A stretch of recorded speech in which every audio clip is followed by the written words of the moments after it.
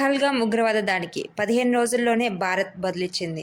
కేవలం 25 నిమిషాల్లోనే ఆపరేషన్ సింధూర్ను పూర్తి చేసింది. పాకిస్తాన్ ఉగ్రవాదుల్లాగా భారత్ సామాన్య ప్రజలను కాకుండా కేవలం ఉగ్రవాదులను మరియు వారి శిక్షణా కేంద్రాలను మాత్రమే ధ్వంసం చేసింది. 2025 మే 7వ తేదీ తెల్లవారుజామున 1:05 నుండి 1:30 మధ్యలో త్రివిధ దళాలు సమన్వయంతో ఈ దాడులు చేశారు. ఈ దాడిలో 9 ఉగ్ర శిబిరాలు ధ్వంసం చేయగా వాటిలో 5 పాక్ ఆక్రమిత కాశ్మీర్లోనూ, 4 పాకిస్తాన్లోనూ ఉన్నాయి.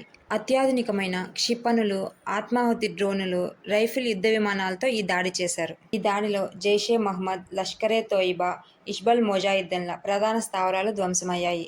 ఈ దాడిలో 100 మందికి పైగా ఉగ్రవాదులు చనిపోయారని అంచనా. చనిపోయిన వారిలో జైషే మహ్మద్ చీఫ్ మసూద్ అజార్ కుటుంబ సభ్యులు మరియు సన్నిహితులు కూడా ఉన్నారు. దాడి జరిగిన తర్వాత భారత్ విదేశాంగ కార్యదర్శి Vikram Misri, colonel Sofia, wing commander Vyomika సింగ్లు ఢిల్లీలోని నేషనల్ మీడియాలో దాడి వివరాలను వెల్లడించారు.